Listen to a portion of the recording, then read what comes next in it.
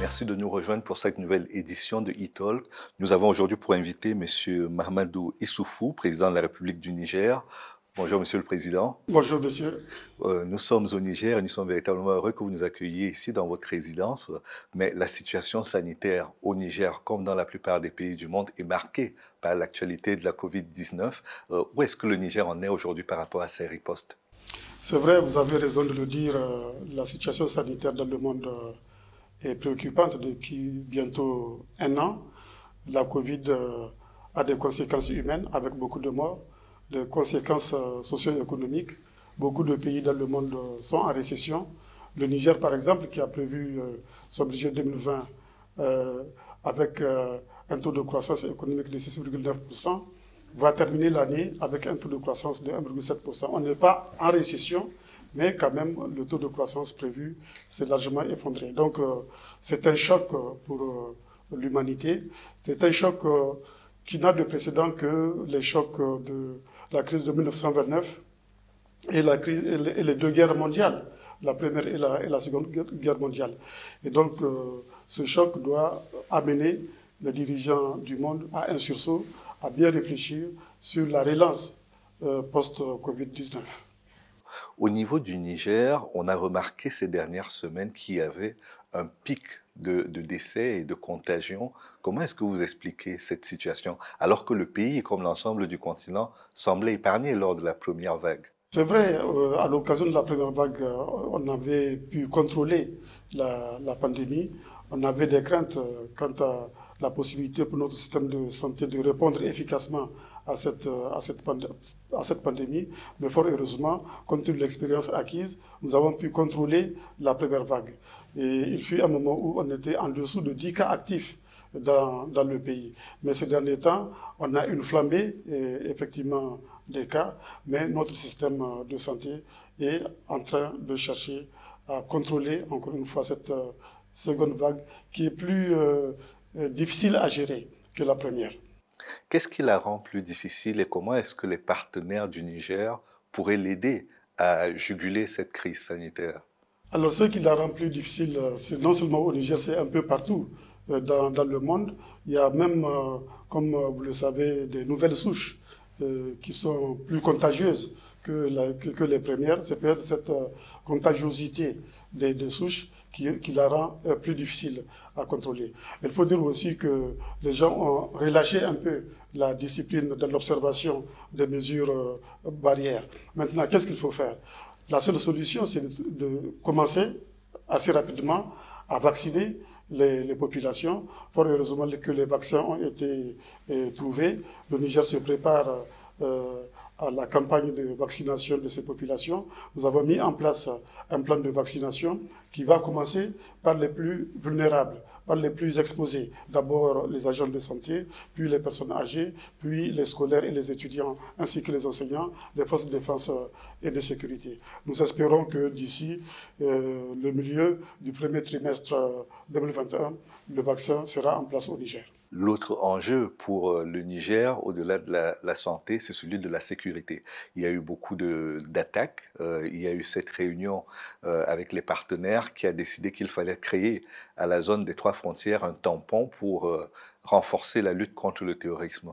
Est-ce qu'aujourd'hui, on peut considérer que cette reconfiguration des forces pour la lutte contre le terrorisme commence à porter ses fruits? Oui, absolument. Moi, je pense que les solutions qui permettront de vaincre le terrorisme sont déjà en place.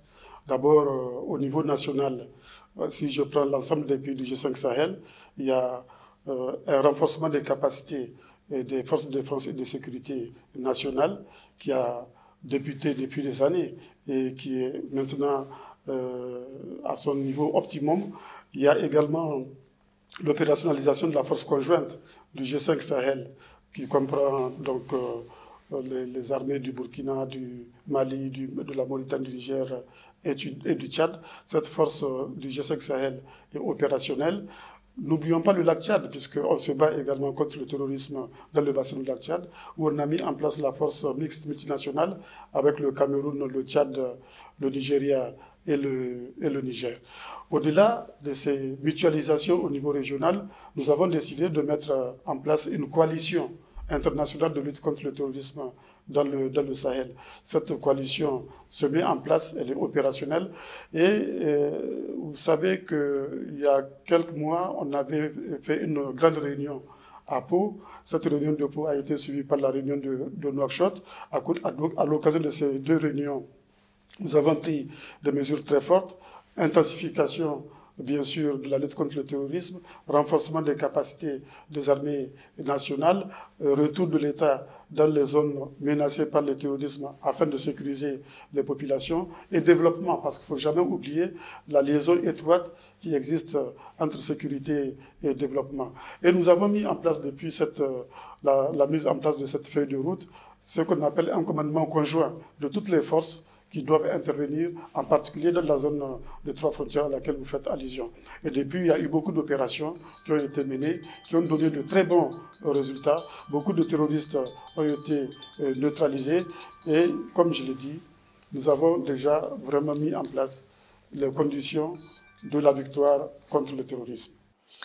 Au-delà de tous ces moyens dont vous parlez, est-ce qu'au niveau nigérien même, parce que vous l'évoquiez dans l'un des entretiens que vous avez accordé à mes confrères, la question de la nécessité pour vous d'avoir et le matériel et le personnel entraîné. Est-ce que de ce point de vue, il y a eu des améliorations également? Il y a eu beaucoup d'améliorations de ce point de vue. D'abord, depuis 2011 que je suis aux affaires, à la date d'aujourd'hui, nous avons doublé les effectifs de nos forces de défense et de sécurité. Et nous avons prévu également, pour les 5 années à venir, de les doubler. Donc, ça, c'est en ce qui concerne les ressources humaines, les effectifs. Maintenant, ces ressources humaines, il faut les former. Nous avons un programme de formation des forces spéciales. C'est plusieurs bataillons de forces spéciales qui sont en cours de formation. Et ces bataillons, bien sûr, pour qu'ils soient efficaces, il faut qu'ils soient équipés. Donc, nous sommes là également en train d'équiper toutes nos forces, terrestres comme aériennes. Vous évoquiez aussi le fait que la montée en puissance du budget de la défense et de la sécurité obère les résultats économiques dont vous auriez pu aujourd'hui vous revendiquer. Est-ce que cette conséquence-là de la lutte contre le terrorisme est si importante que cela dans les résultats économiques? C'est vrai que quand on a fait le programme de renaissance en 2011, on avait prévu dans la répartition des ressources, dans l'allocation des ressources, 10% pour le secteur de la sécurité.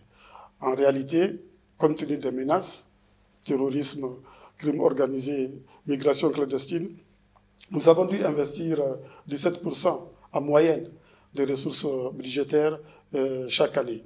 Donc on peut le dire, ces dépenses sécuritaires ont un effet d'éviction par rapport aux dépenses qu'on devrait consacrer aux autres secteurs, notamment au secteur de l'éducation et de la santé. Et sur le plan, parce que le Niger est aussi considéré comme le pays, à la fois en Afrique et dans le monde, qui a l'un des plus hauts taux de natalité. Est-ce que vous avez pu engager une politique sur le contrôle des naissances et sur les politiques de contraception? Absolument. C'est vrai que le Niger a un taux de natalité, de fécondité d'abord élevé, et un taux de natalité est également élevé, un taux de croissance de la population d'environ 4% chaque année. La population double tous les 18 ans. Nous sommes 23 millions aujourd'hui. Dans 18 ans, nous risquons d'être 45 millions, peut-être même 50 millions. Nous avons beaucoup réfléchi à ce défi démographique pour le Niger. Et la solution que nous avons trouvée, c'est deux mesures importantes. C'est l'éducation et la santé. L'éducation, notamment la scolarisation des jeunes filles, le maintien des jeunes filles à l'école au moins jusqu'à l'âge de 16 ans, pour éviter les mariages précoces, pour éviter les grossesses précoces qui alimentent la croissance démographique. Et sur le plan de la santé, sur quoi nous mettons l'accent, c'est la santé de la reproduction pour planifier les naissances dans le pays. Nous pensons que ces deux solutions combinées permettront de créer les conditions de ce que nous appelons la transition démographique pour le Niger. Et d'ailleurs, ça ne vous a pas échappé, l'éducation et la santé constituent deux priorités, deux axes importants du programme de renaissance que je mets en œuvre depuis 10 ans maintenant. Sur le terrain des grands chantiers, le visage de Niamey et le visage du Niger de façon générale ont énormément changé. Il faut dire que de grands travaux ont été engagés. Quelles étaient les ambitions au moment où vous avez décidé de cette politique des grands travaux? Est-ce que c'était hisser le Niger parmi les pays où on peut faire du tourisme, notamment des conférences, ou c'était simplement équiper le pays pour qu'il sorte d'une certaine forme de pauvreté ou d'inégalité par rapport à ses grands voisins? Le Niger s'est, depuis 10 ans, profondément transformé. Cette transformation concerne les villes comme les campagnes. Vous avez vu dans les villes les structures, les infrastructures urbaines qu'on a créées. L'exemple le plus frappant, c'est celui de la ville de Niamey, avec ses lumières, avec ses échangeurs, avec ses hôtels, avec ses centres de conférences. Et effectivement, Niamey a aujourd'hui une certaine compétitivité du point de vue de l'économie de conférences par rapport aux autres capitales africaines. Nous pouvons accueillir, par exemple, avec les infrastructures qu'on a, 2 grandes conférences internationales à la fois, en même temps, en parallèle. Ça, c'est le cas de Niamey. Mais comme Niamey, les autres villes du Niger ont été également transformées, ont pu bénéficier d'importantes infrastructures comme la ville de Niamey. Mais au-delà des villes, c'est les campagnes également qui sont transformées parce qu'on a amené l'électricité dans les campagnes. Il y a eu des routes également qui relient les villages aux villes, les villages entre eux. Il y a eu aussi l'initiative 3e. Les Nigériens nourrissent les Nigériens, qui a permis de nourrir les populations rurales, qui a permis de lutter contre la pauvreté. Vous savez qu'au Niger, la pauvreté est d'abord rurale. Donc il fallait transformer le monde rural si on veut faire reculer assez rapidement la pauvreté. Et de ce point de vue, nous avons un bon bilan parce que nous avons gagné près de 9 points du point de vue de la lutte contre la pauvreté. En milieu rural, par exemple, il y avait 51% de Nigériens qui vivaient en dessous du seuil de pauvreté. Aujourd'hui, nous sommes à 41%. C'est encore élevé. L'effort doit se poursuivre. Et c'est pour cela qu'il faut du temps, il faut de la stabilité, il faut soutenir l'effort sur une longue période pour pouvoir atteindre les résultats que nous voulons. Fin zéro au Niger, liquidation de la pauvreté dans le pays. Mais les résultats obtenus sont vraiment satisfaisants et conformes aux prévisions que nous avions faites. Et quand je me rappelle, au moment où on rédigeait le programme de Renaissance, on avait prévu de mobiliser 13 000 milliards de francs CFA pour la réalisation des différents objectifs du programme, des différents axes du programme. C'était 8 axes qu'on avait dégagés. D'abord, la consolidation, la renaissance culturelle d'abord, la consolidation des institutions démocratiques et républicaines, la sécurité, et les infrastructures, je viens d'en parler, infrastructures routières, infrastructures ferroviaires et énergétiques, de télécommunications, l'initiative 3e, les Nigériens nourrissent les Nigériens, le secteur du capital humain, l'éducation et la santé, et ainsi que l'accès à l'eau pour les populations, sans oublier la création d'emplois pour les jeunes. Parce que la population nigérienne est très jeune, 75% des Nigériens ont moins de 25 ans. C'est un actif démographique extrêmement important que nous devons exploiter. Les vieux pays ont un passif démographique important. Nous avons un actif démocratique important, c'est un avantage. Et c'est pour cela que ces jeunes, il faut les former, il faut les éduquer, il faut les soigner, il faut leur donner des emplois. C'est vraiment un avantage comparatif important que nous avons par rapport aux vieux pays. Donc le Niger se transforme. Nous avons enregistré un taux de croissance économique moyen annuel de 6%, pour 7% prévu. Vous voyez l'écart entre la prévision et la réalisation n'est pas très important. Et on aurait réalisé peut-être les 7% s'il n'y avait pas eu la Covid.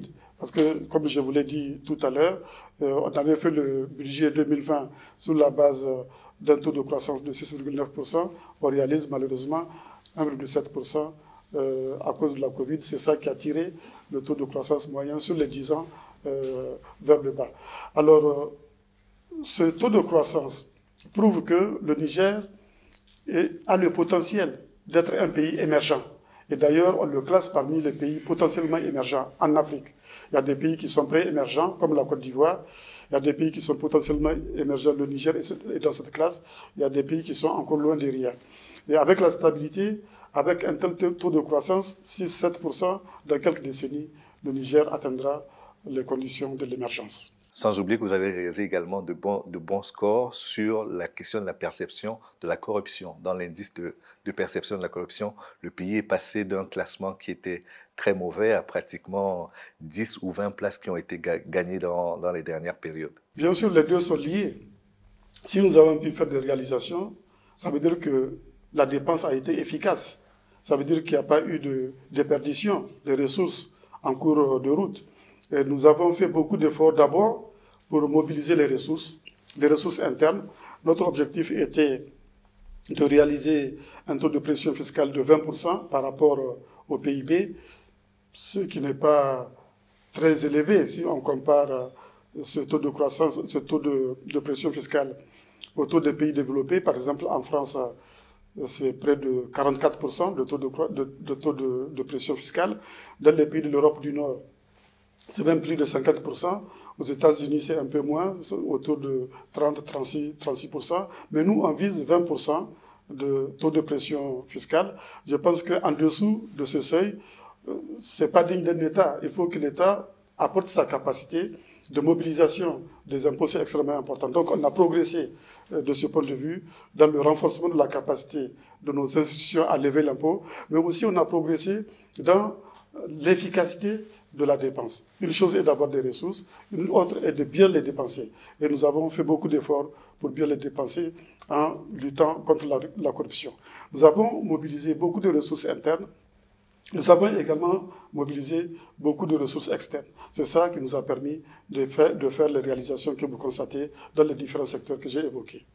Merci beaucoup, Monsieur le Président. C'est la fin de cette première partie. Nous allons consacrer la deuxième à la politique à la fois régionale, continentale et aux grands enjeux auxquels le Niger a pris part, notamment la ZLECAf, avant de terminer sur la transmission de pouvoir et la question de votre avenir personnel. Le Niger aujourd'hui, c'est 24 millions d'habitants, un territoire qui s'étend sur plus d'1 267 000 km², une histoire et des cultures ancestrales. À l'heure où le pays s'apprête à vivre sa première transition démocratique, le président Issoufou laisse derrière lui un pays transfiguré par les grands travaux qui ont ponctué ses 2 mandats successifs. De la construction du nouvel aéroport international aux hôpitaux de référence, en passant par le centre de conférence international, Niamey s'est transformé et reflète cette ambition présidentielle d'un Niger émergent. C'est l'avis de Mouktar Mamadou, le haut-commissaire de Niamey-Niala. Niamey-Niala, c'est une ambition du président de la République qui vise à faire de la ville de Niamey une ville coquette, une ville où il fait agréable à vivre. Cette vision adossée à un aménagement, à une renaissance urbaine autour de la dotation en infrastructures, en équipements structurants. Des voiries sont réalisées, des échangeurs sont réalisés, des équipements structurants comme l'hôpital de la référence, des centres comme Gorubanda pour l'éclairage sont réalisés. Toutes ces réalisations visent à faire de la ville de Niamey une ville capitale, vitrine de l'intérieur comme de l'extérieur. Au-delà des grands travaux d'infrastructure, le président du Niger a porté les projets régionaux de réformes économiques et monétaires à travers la promesse d'une monnaie commune et d'une intégration renforcée, illustrée par la zone de libre-échange continentale entrée en vigueur le 1er janvier 2021. Bienvenue dans cette deuxième partie de e-Talk qui est consacrée au président de la République du Niger, M. Issoufou Mahamadou. Nous avons abordé dans la première partie toutes les questions de politique intérieure, notamment sur la Covid et les questions de sécurité, voire d'autres questions de développement liées au programme qui a été développé par le président, le programme de Renaissance. Dans cette deuxième partie, j'aimerais vous poser une question relative à l'actualité des pays d'Afrique de l'Ouest et même d'Afrique tout court, la question du 3e mandat qui fait polémique. Vous avez fait le choix de ne pas vous présenter pour un 3e mandat et de désigner un dauphin qui a été retenu comme le parti, pour être son candidat à la prochaine élection présidentielle. Pourquoi n'avez-vous pas été tenté de faire sauter ce verrou et de poursuivre ce que vous avez commencé à la tête du pays? Écoutez, je ne porte pas d'appréciation sur la situation des autres pays, mais en ce qui concerne mon pays, le Niger, dès le départ, mon programme prévoyait quelque chose de très clair sur ce plan. Il y avait une promesse très ferme que j'avais faite au peuple nigérien, c'est de consolider les institutions démocratiques et républicaines. Parce que je suis de ceux qui pensent qu'il faut une forte stabilité dans nos pays si nous voulons que nos pays puissent progresser sur une longue période, puissent progresser vers la prospérité. Il faut beaucoup de temps, il faut la durée, il faut la stabilité. Et il faut des institutions capables d'assurer, de garantir cette stabilité. Et donc, stabilité veut dire quoi? Ça veut dire qu'il faut non seulement respecter les lois, notamment la Constitution, et la force des institutions, c'est quoi? C'est la légitimité également. Il faut tout faire pour approfondir la démocratie, il faut tout faire pour favoriser l'expression libre des suffrages populaires, et c'est pour cela que nous avons toujours essayé d'organiser des élections libres et transparentes dans le pays, parce que la force des institutions, c'est d'abord leur légitimité.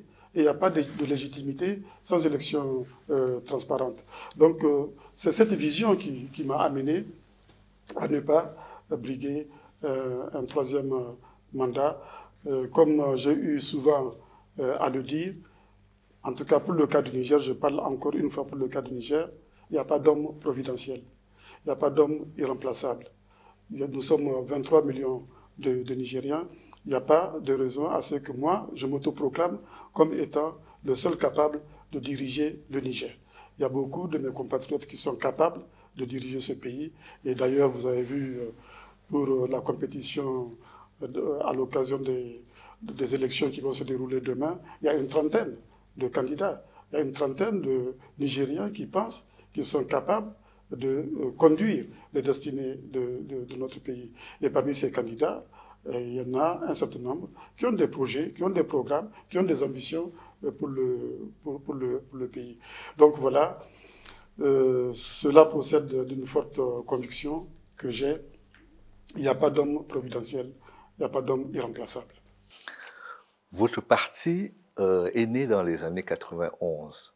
Vous avez cette culture à la fois de la lutte pour la démocratisation, mais également celle de la lutte pour l'alternance au sein même du parti. Est-ce que c'était pour vous une façon de montrer que ce que vous voulez faire dans votre pays, c'est ce que vous faites déjà au sein de votre parti? Absolument, tout ça se tient, tout ça c'est tout à fait cohérent. Le PNDS Tareya est né en 1990, vers la fin de l'année 1990, et il est issu de la fusion de groupes politiques clandestins qui existaient depuis, pour certains, une dizaine d'années avant la conférence nationale du Niger. C'est un parti qui a toujours eu un projet, c'est un parti qui a toujours eu une vision claire. Et c'est cette vision, c'est ce projet qui nous a amenés à nous investir sur le terrain, à mettre en place un parti solide, avec des valeurs. Et c'est au nom de ces valeurs-là que nous faisons tout ce que nous sommes en train de faire, qui a l'alternance d'abord à l'intérieur du parti et qui nous amène à concevoir aussi la possibilité d'une alternance à la tête de l'État. Le PND s'est toujours battu pour la modernité sur tous les plans, pour la modernité sociale, pour la modernité politique, pour la modernité économique du Niger. Et c'est pour cela que dans le programme de Renaissance, le premier axe, c'est la renaissance culturelle. Cette renaissance culturelle, c'est pour réaliser les trois modernisations. Modernisation sociale, je peux donner un exemple de modernisation sociale que nous visons, c'est le changement de comportement par rapport à la natalité, par rapport à la démographie dont on a parlé tout à l'heure. Ensuite, modernisation politique, là aussi je peux illustrer. Le PNDS veut détribaliser la politique, veut décommunautariser la politique, veut moderniser effectivement la politique. C'est un exemple, parce que souvent en Afrique, on crée des partis sur la base ethnique, sur la base régionale. Nous avons créé ce parti sur la base des valeurs. Et nous avons demandé à tous les Nigériens qui se reconnaissent dans ces valeurs-là de s'unir à nous. C'est cela la politique, c'est cela la modernité sur le plan politique.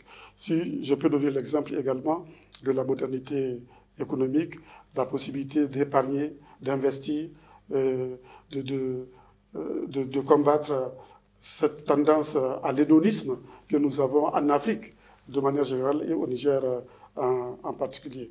Donc voilà ce qui fait la différence peut-être entre le PNDS et beaucoup d'autres formations politiques. Et c'est cela qui a permis au PNDS de se construire, d'être un parti aujourd'hui hégémonique sur l'ensemble du pays. Si vous regardez les résultats des élections, même celles de 2016, vous verrez que le PNDS était le premier de loin dans 6 des 8 régions du Niger. Et il était deuxième dans les 2 autres régions. Ça veut dire qu'on a une implantation nationale et c'était ça notre ambition, rassembler les Nigériens autour de nos valeurs. Grâce à cette légitimité, grâce à ces valeurs, vous avez également présidé de nombreux chantiers en termes d'intégration sur le continent africain. On parle beaucoup de l'agenda de 2063. En quoi cela consiste précisément? J'ai entendu parler de la ZLECAf. Il y a probablement d'autres chantiers sur lesquels vous avez été investi, mais vous êtes spécialement investi sur la création de cette zone de libre-échange continentale africaine. Alors nous sommes profondément panafricanistes. Et nous avons la conviction qu'aucun des pays africains ne peut s'en sortir seul. Et nous sommes convaincus que nos pays ne doivent pas continuer à rester enfermés derrière ces frontières artificielles qui ont été imposées par la colonisation. C'est 84 000 km de frontières, c'est 84 000 km de murs dressés entre les Africains. Et nous sommes convaincus que, et c'est une leçon qu'on doit tirer des expériences passées.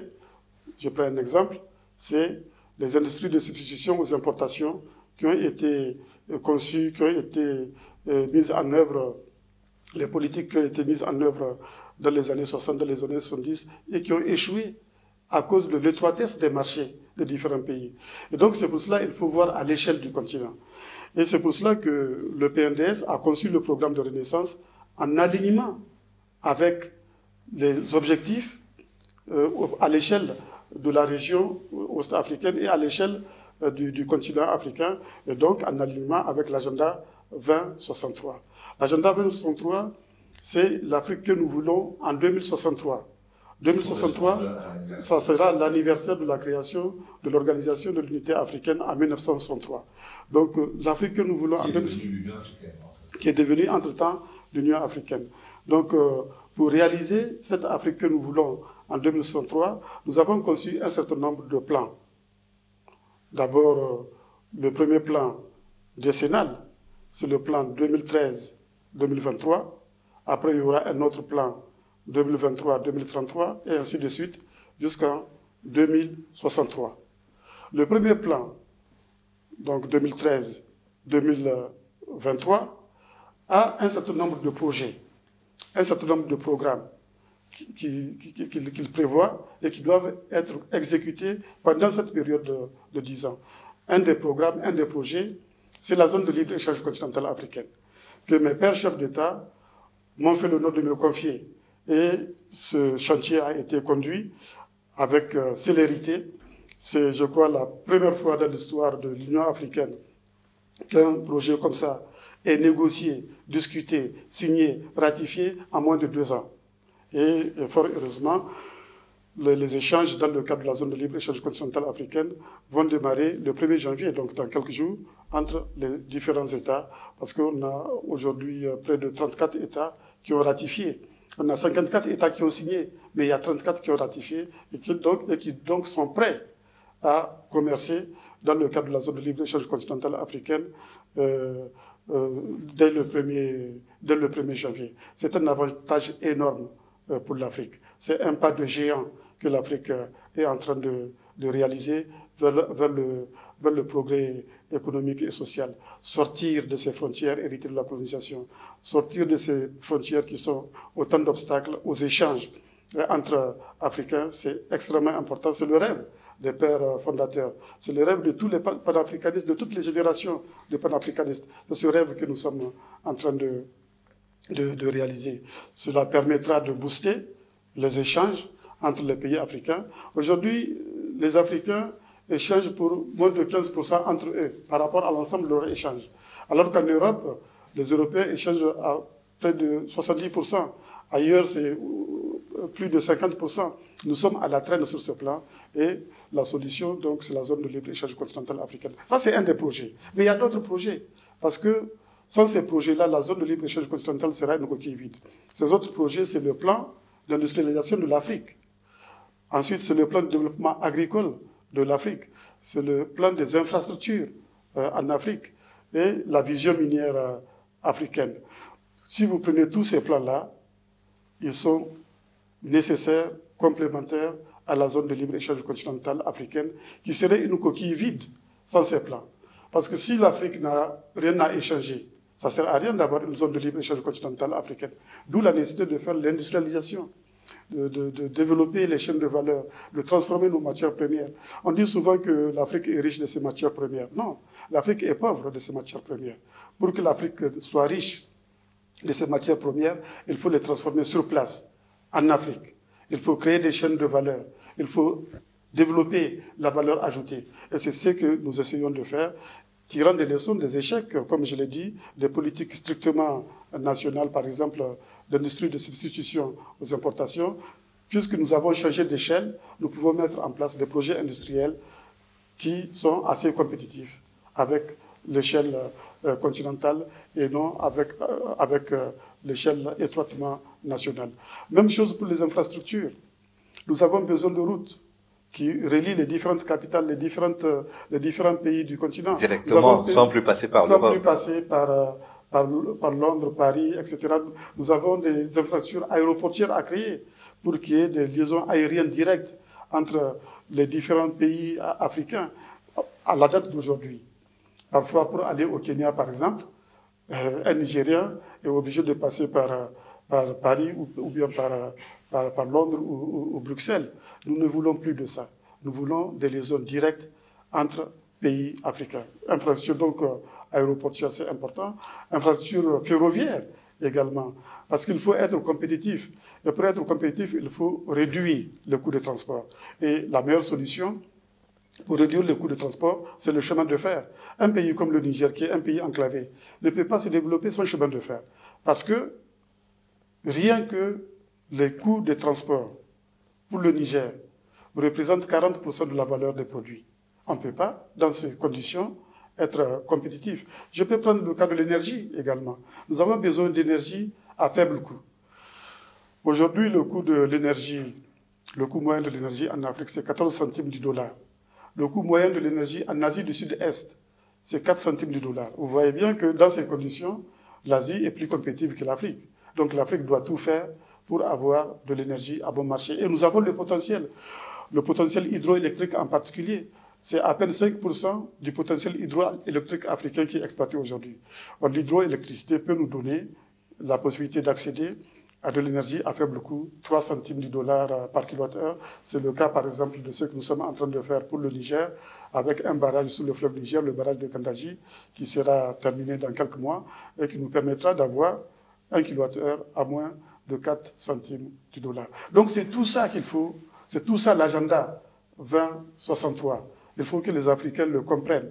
Il faut qu'ils s'approprient ce projet, cet agenda de l'Afrique que nous voulons pour nos enfants et nos petits-enfants à l'horizon 2063. Merci beaucoup, Monsieur le Président. C'est la fin de cette deuxième partie de l'entretien. Dans la troisième, nous rentrerons, comme prévu, à la fois dans le bilan de politique intérieure, mais également sur les projections par rapport à l'avenir. Nous marquons une pause et on revient tout de suite. Le Niger s'apprête à élire démocratiquement son prochain chef d'État, comme l'atteste Waziri Idrissa, le porte-parole du candidat Bazoum, dauphin attitré de Mahamadou Issoufou. Jamais dans notre histoire, un président démocratiquement élu n'a passé le témoin à un autre démocratiquement élu. C'est donc là, pour moi, l'occasion de rendre hommage au président Issoufou Mahamadou, qui, en accédant à la magistrature suprême de notre pays, a très rapidement fait comprendre clairement que son ambition, c'est d'installer des institutions solides et fortes. C'est aussi de respecter la Constitution, c'est-à-dire les règles du jeu. Et donc, aujourd'hui, il arrive au terme de ses 2 mandats et il a tenu parole. Le 21 février, les Nigériens sont appelés à retourner aux urnes pour décider de leur prochain président. Qui, de Mohamed Bazoum ou de Mahaman Ousmane, succédera au président Issoufou? Merci de rester en compagnie de e-Talk pour cette 3e et dernière partie de l'entretien avec le président Issoufou Mahamadou. Nous avons parlé dans la première partie de la gestion de la crise sanitaire, nous avons parlé dans la 2e de toutes les activités qui ont été menées sur le plan de la diplomatie et nous continuons dans cette 3e partie à parler de l'agenda de la Renaissance, mais surtout du legs que vous allez offrir aux générations à venir, d'abord au Niger et ensuite sur le reste du continent africain. Vous parliez de la nécessité pour l'Afrique aujourd'hui d'avoir des infrastructures, d'avoir la capacité de financer son énergie, mais comment est-ce qu'on finance justement tout cela? Parce qu'entre les bonnes paroles et la réalisation concrète, il y a l'argent qu'il faut trouver. Oui, vous avez raison, il faut des ressources pour réaliser tout cela. Et les ressources, on peut les trouver à l'intérieur de chacun de nos États. C'est pour cela que tout à l'heure, je vous parlais de la capacité des États à lever l'impôt. Nous sommes généralement en Afrique en dessous de 20% de taux de pression fiscale par rapport au PIB. Il faut changer cela. Il faut aller vers 20, 25, 30% du PIB en termes de recettes fiscales. Ça, c'est le premier point. Le deuxième point, il faut mobiliser aussi les ressources de la diaspora de manière organisée. Ça contribuera au financement du développement en Afrique.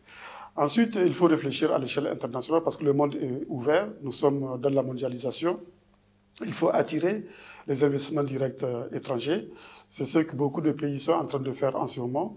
L'Afrique devient un continent intéressant où on peut réaliser beaucoup de profits. Et si je prends l'exemple d'autres continents, à d'autres époques ou d'autres pays, c'était la Chine qui avait bénéficié de beaucoup de localisation. On a vu comment la Chine s'est développée de manière assez fulgurante en engrangeant des investissements directs étrangers, et même d'autres pays d'Asie, les dragons, etc., c'est comme ça qu'ils se sont développés. Donc, l'Afrique doit également trouver un levier qui puisse attirer les investissements directs étrangers. Nous faisons beaucoup d'efforts dans la réalisation d'un bon climat des affaires. Le Niger a fait, par exemple, beaucoup de réformes dans ce domaine-là pour attirer les investissements directs étrangers. On a gagné 42 rangs en 10 ans d'efforts, de réformes en matière de climat des affaires pour faciliter les affaires au Niger, réduire les obstacles, etc. Donc ça, c'est aussi une source de financement du développement des investissements directs étrangers. Mais l'impression générale que cela donne, c'est que nos économies travaillent en étant très extraverties, donc très fragiles par rapport à la concurrence internationale. Mais vous remarquerez que j'ai cité ça en 3e position. J'ai dit d'abord mobiliser les ressources internes. Ensuite, mobiliser les ressources de la diaspora. C'est les ressources principales sur lesquelles il faut se baser, que nous contrôlons pour avancer dans le développement économique de nos pays. Maintenant, on peut aussi utiliser les investissements directs étrangers. Vous avez raison de souligner ça, parce que la question de l'échange, la question de la pauvreté en Afrique, c'est une question qu'on lie souvent à la malgouvernance. Mais il n'y a pas que la malgouvernance qui soit la cause de la pauvreté en Afrique. Il y a l'échange inégal aussi, qui est une des causes de la pauvreté en Afrique. Le transfert de richesses à travers l'échange inégal est énorme. Le transfert de richesses aussi à travers ce qu'on peut appeler le capital industriel est énorme. Je suis d'accord avec vous donc qu'il faut éviter également qu'il y ait une extraversion de notre économie, parce que c'est cela qui risque de renforcer la pauvreté, et ce n'est pas ça notre objectif. Notre objectif, c'est de sortir les Africains de la pauvreté. Notre objectif, c'est de développer l'Afrique. Voilà donc, je pense surtout que la Covid-19, qui a provoqué un choc est une occasion, je crois, pour qu'on change de paradigme, pour qu'on trouve un autre modèle de développement, pour qu'on trouve un autre modèle de gouvernance économique mondiale qui puisse permettre à l'Afrique aussi d'avancer, de se développer. Et quels seraient les contours de cette nouvelle gouvernance? Oui.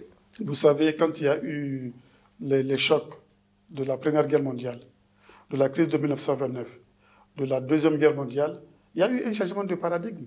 Il y a eu un nouveau modèle, le modèle keynésien, qui a permis aux pays détruits par la guerre, par les crises, de se reconstruire. Et le modèle actuel, qui est un modèle qui produit beaucoup d'inégalités, il n'y a jamais eu autant d'inégalités dans le monde qu'aujourd'hui. Bon, peut-être qu'un peu avant la Première Guerre mondiale, les inégalités étaient très fortes. On est en train de retrouver la situation que le monde a vécue à la veille de la Première Guerre mondiale. La période entre la Première Guerre mondiale et 1980 était une période plus égalitaire, peut-être à cause précisément des guerres qui ont détruit les patrimoines et puis qui ont permis de rapprocher les différents revenus. Mais le modèle qui est en place, le consensus de Washington, comme on l'appelle depuis 1980, a produit beaucoup d'inégalités. Il faut le changer et il faut profiter de cette crise de la Covid-19 qui a mis mal en point toutes les économies du monde pour penser, pour réfléchir à un autre modèle plus égalitaire, puisque vous me posez la question, comment doit être le modèle?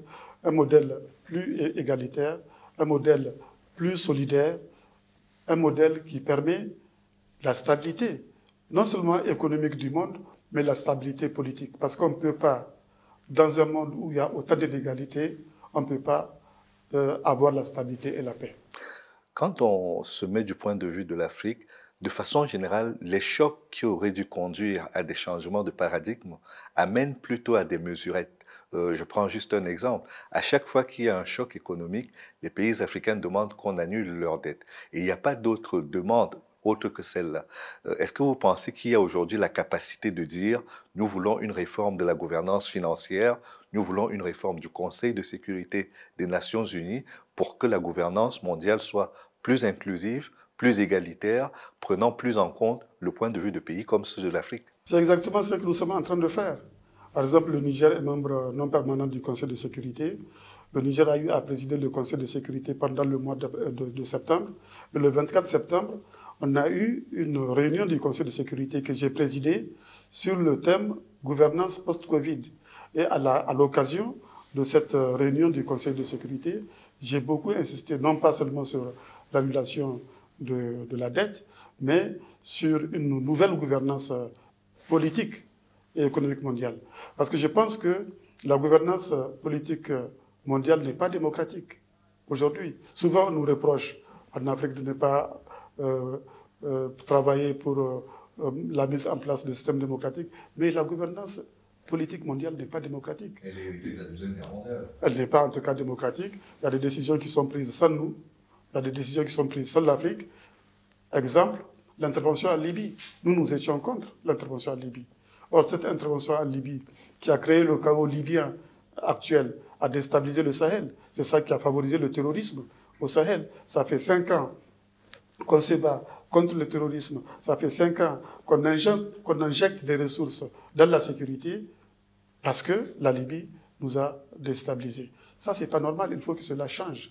Même chose sur le plan économique. La gouvernance économique mondiale également doit changer et être plus favorable pour les faibles, pour les pays africains. Mais cela, ça ne sera pas donné. Il faut qu'on se batte. Il faut qu'on crée un rapport de force pour créer les conditions de changement de la gouvernance politique et économique mondiale. Autre sujet relatif à l'économie et à la croissance économique, c'est la monnaie. La France a décidé d'un commun accord, je suppose, avec les pays d'Afrique de l'Ouest utilisant le franc CFA de mettre fin à cette monnaie. Et il y a un projet de naissance de l'éco qui était dans les projets, qui était en cours de préparation. Comment est-ce que vous avez vécu cette période et quelles sont aujourd'hui vos attentes alors que le franc CFA est officiellement mort et que l'éco n'est toujours pas né? Alors, je dois dire que sur ce dossier également, je me suis très fortement impliqué, comme je me suis impliqué sur le dossier de la zone de libre-échange continentale africaine à l'échelle de l'Union africaine. Au niveau de la CEDEAO, les chefs d'État m'ont fait l'honneur de me confier, en tant que champion, le dossier de la monnaie unique avec le président du Ghana.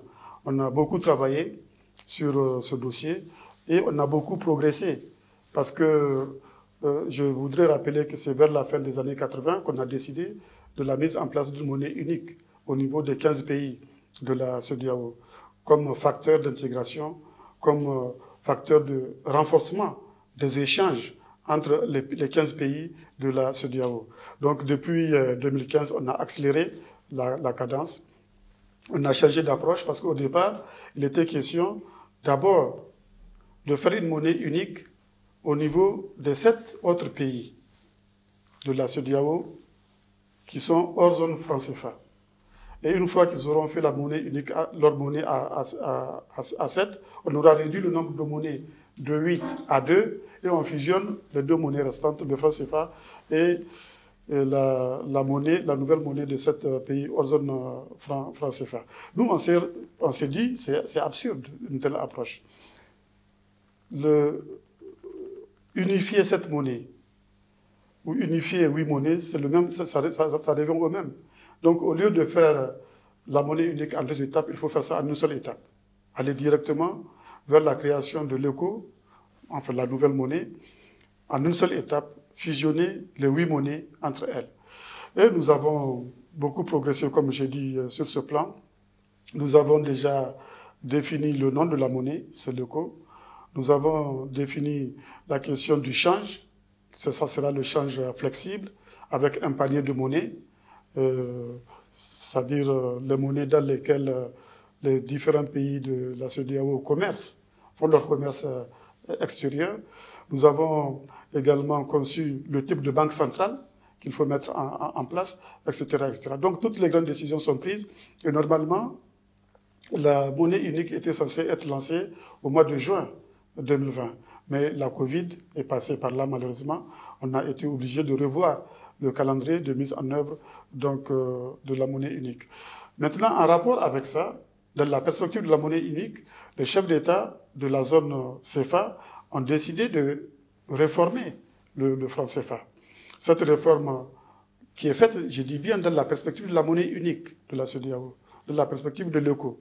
Cette réforme concerne, premièrement, la question du départ de la France, des organes de délibération de la BCEAO.